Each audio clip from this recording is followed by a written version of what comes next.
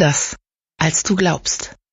Hello to a new episode of our podcast, Anders als du glaubst. My guest is Professor Yerusha Tanner Rhodes. She gave the Annemarie Schimmel lectures in Bonn this year.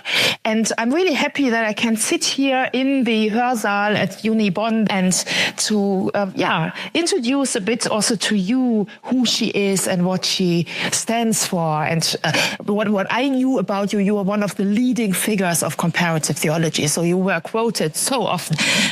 Maybe can you tell us a bit to start with about who you are, where you live, what you are doing, that we get a bit an impression? Sure. Well, thank you for having me. It's nice to be here with you. So my name is Jerusha Tanner Rhodes. I am associate professor at Union Theological Seminary in New York City in the United States. There I focus on Islam and interreligious engagement. And I do a lot of teaching around both subject matters. I'm in charge of basic education around a whole host of interreligious topics, including things such as interreligious religious leadership, chaplaincy, pastoral care, basically helping students develop a sensibility about religious diversity and how to navigate that in the world and in their future work. And then I also do a lot of research and education on Islam, in particular, contemporary Islamic theology and ethics. And so that's a little bit about me. Yeah. And the lecture you gave about a lecture series and workshops was a lot about feminists, Muslim theology. So can you maybe explain a bit what you did on Monday, Tuesday, and today? Sure. Right. So my, in addition to my teaching, my own research is focused primarily on Islamic feminism. Well, actually, I like to say that my research is focused on human difference and the way that we evaluate or assign meaning to those markers of difference. And so sometimes it's about religious difference and sometimes it's about gender difference. And so I consider myself to be a Muslima theologian, which is a type of Islamic feminist theologian, meaning that I am someone who uses the tradition and sources and practices of diverse Muslim communities to formulate ideas about egalitarianism and ethics and equality within those communities, especially contemporary communities, and especially contemporary communities in the United States where I'm situated. And so my personal research is based on that. And so some of the talks that I gave here are coming out of that research. Into the example you gave today, because I think that's really illustrated. So today you talked about Khalifa and the different meanings in the different discourses. Yeah. And I think here you can really show a bit what the feminist approach does. So can you maybe summarize a bit what is Khalifa traditionally and what is how you see it and what is it in environmental studies? Right. So that is a term, and I would say not just a term, it's a concept that has been very important in Islamic feminism and interpreted as kind of a vicegerent in the world, meaning someone that God puts in the world to be an ethical figure. So the word Caliph. It's associated with it, but that is one of the different discourses. So in Islamic feminism, it gets defined as a term that underscores the shared equal moral responsibility and agency of all people across gender, sex, religion, race, ability. But in other discourses, it takes on other meanings. So most people are probably familiar with it in relation to the idea of the caliph or a Khalifa like that. And that's in the political sense as a political leader, and that maybe has a political history to it. And then there's also, we were talking today about the way that it's used in ecological discourses to say that humans either have a type of hierarchical relationship to the rest of the creation or that they have a responsibility. Where you said in the lecture, guardianship. Yeah, that they have a type of responsibility. Right. Mm-hmm. And so they might be seen as the guardian or caretaker in relationship to the environment. Yeah. Mm. And in feminist studies, so the term is used to stress equality. And, right. And you just said in the lecture that here we have a problem, that it's used in the different discourses with these different meanings. And how you try to solve that? So yeah. I find that very interesting. the term is going to be used in different discourses in different ways, and that wouldn't necessarily be a problem, except I'm interested in putting Islamic feminism in conversation with ecological discourses and vice versa. And when you do that, the two are using it in different ways. And so there's a big critique of this term coming out of ecological conversations saying, oh, we don't need any more concepts that tell humans that they're guardians over or in charge of the rest of the world, the environment, ecology, because that's led to so much destruction, overuse, and things of that sort. But then in Islamic feminism, that concept has been used in a different way to claim equality for women and other people who have been marginalized and presented as, ironically presented as people in need of guardianship. Mm-hmm. And so, and you're doing this as a comparative theologian. Mm-hmm. So what is the comparative aspect, or what do you gain from doing it? Right. And so in today's lecture, I didn't talk so much about the explicitly comparative parts, but in the first two lectures I did. And so as a comparative theologian, comparative feminist theologian in particular, what that entails is thinking with and learning from other traditions in the process of doing theology. And so as an Islamic feminist, it involves first kind of understanding the conversations in one's own communities. What's going on there? What are the ideas that are being circulated? What are the problems? Can you give examples? So what's your personally or a very concrete example?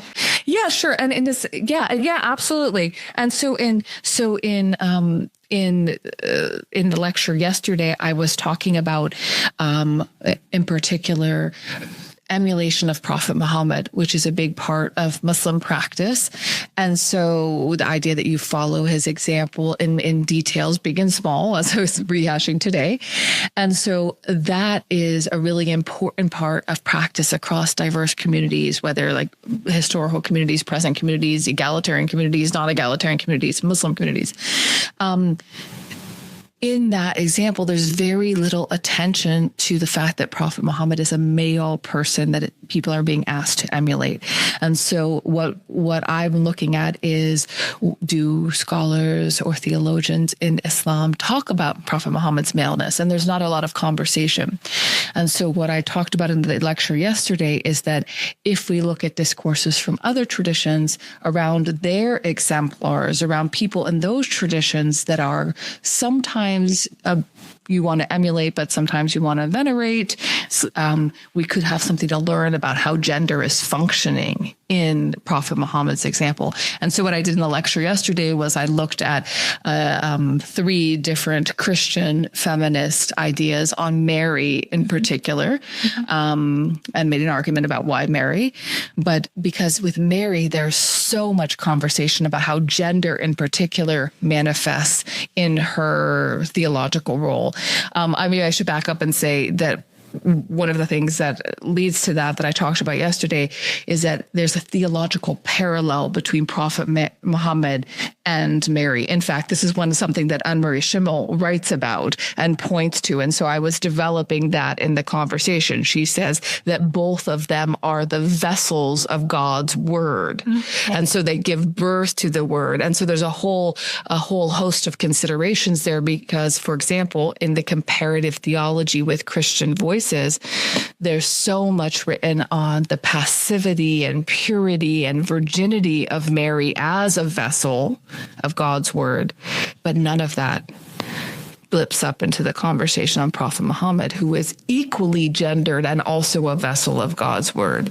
And that is what you do in your forthcoming book. Yeah, where you go to, we have to focus on being less or reduce our. Yeah. So this is your discovery. Can you say something already? Give a hint of what is coming. Yeah, absolutely. Yeah, absolutely. I mean, those ideas about Prophet Muhammad and Mary and kind of the discussion of comparative theology is from my second book, Divine Words, Female Voices.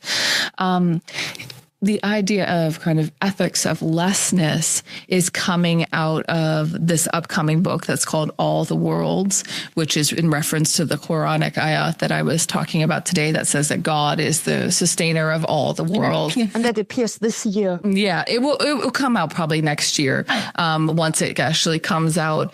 But in that book, one of the things that I'm talking about is how it's not an ecology. There can't be a feminist ecology that is about guardianship, and it can't be a feminist ecology that is just about caring for the rest of the creation, because those are terms and ideas that are not sufficient in feminism. And so we need to think about new ways of relating to the broader creation. And so one of the things I talk about a lot in the book is about reorienting oneself, decentering the human. And part of that is an ethics of lessness, which means that it's not about better caring for, or it's not always about technological solutions to environmental destruction. Sometimes it's about destroying things less.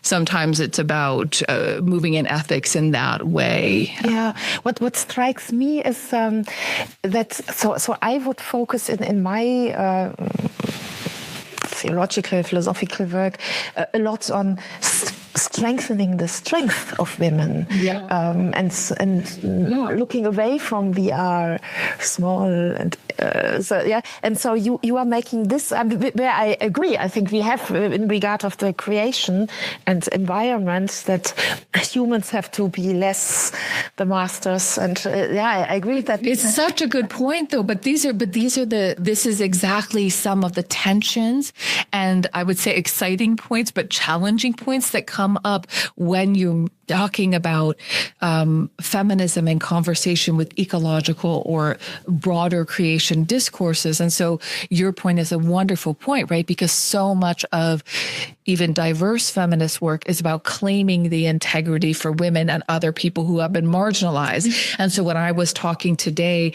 about the Tawhidic paradigm, that's about that. When I'm talking about Khalifa in Islamic feminism, it's about claiming that agency and asserting that integrity and asserting the equality with all humans. But when we shift beyond humans, it doesn't appear that asserting the value of humans over and over again has been a helpful mechanism in the broader creation. So the way to get out of that is very challenging, but it's a really wonderful observation, right? And this is the tension. Yeah. When you move in Islamic feminism into an orientation towards the broader creation, you end up with different questions. Yeah. What's your impression? So when you teach in the US, are students open for that? Do you have the impression that you can impact and that we develop into this direction? Or what is your hope? Yeah. I mean, are you pessimistic or hopeful? It depends on what day. There's a little bit of pessimism. There's a little bit of optimism. I mean, no, I'm lucky to have students that are really, really interested in the way that religion and theology and ethics can impact the world. And so they come from, many of them are Muslim students, but many of them are from other traditions as well. So Christianity and Buddhism, and so many from multiple traditions or no tradition at all. But they're really, really interested in the way that religion and religious practice and ethics can be used and present in the world to make the world more just. This kind of Union Theological Seminary is known for that. That's what we're interested in. And so that's a wonderful gift to get to work with students that are doing that. And that sometimes feels like a small voice in a world with many challenges that seem to grow over the day. I mean, sometimes we never know it's like little seeds. No? So yeah, it's especially when like you encounter people or when you teach to make people think and to ask yourself questions and make think and question. And I think in this realm to also help cultivate in them skills to do their own interpretation, because part of what's going on around egalitarianism, around Islamic feminism, around even ecological discourses, so in that realm, is that people aren't able to contribute to the constructive conversation. So inviting people in and giving them some skills, helping them develop some skills to then participate in the conversation is really important. Because they can change, what is happening. Maybe to conclude, tomorrow you are leaving Bonn again? Yes. Was it your first time in Germany? No, it's not my first time in Germany. It is my first time at Bonn. So what are the memories? So what was the most surprising? Surprising thing. Oh, I don't know what's surprising. I don't know.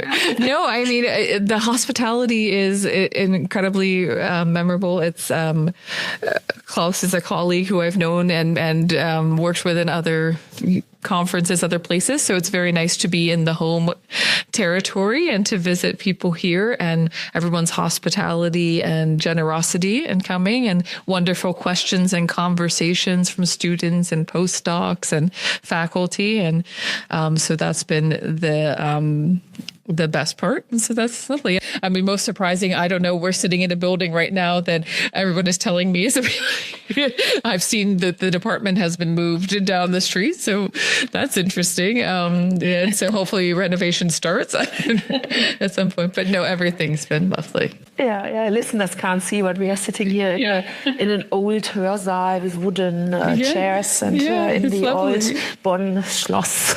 Right, exactly. So, thank you for giving us a little bit of the time now on this last evening here. Yeah, thank you so much. So what are the memories? So what was the most surprising? Surprising thing. Oh, I don't know what's surprising. I don't know. No, I mean, the hospitality is incredibly memorable. It's Klaus is a colleague who I've known and worked with in other conferences, other places. So it's very nice to be in the home territory and to visit people here, and everyone's hospitality and generosity and coming, and wonderful questions and conversations from students and postdocs and faculty. And so that's been the best part. And so that's lovely. I mean, most surprising, I don't know, we're sitting in a building right now that everyone is telling me is I've seen that the department has been moved down the street. So that's interesting. And so hopefully renovation starts at some point. But no, everything's been lovely. Yeah, listeners can't see, but we are sitting here in an old Hörsaal with wooden chairs and in the lovely. Old Bonn Schloss. Right, exactly. So, thank you for giving us a little bit of the time now on this last evening here. Yeah, thank you so much.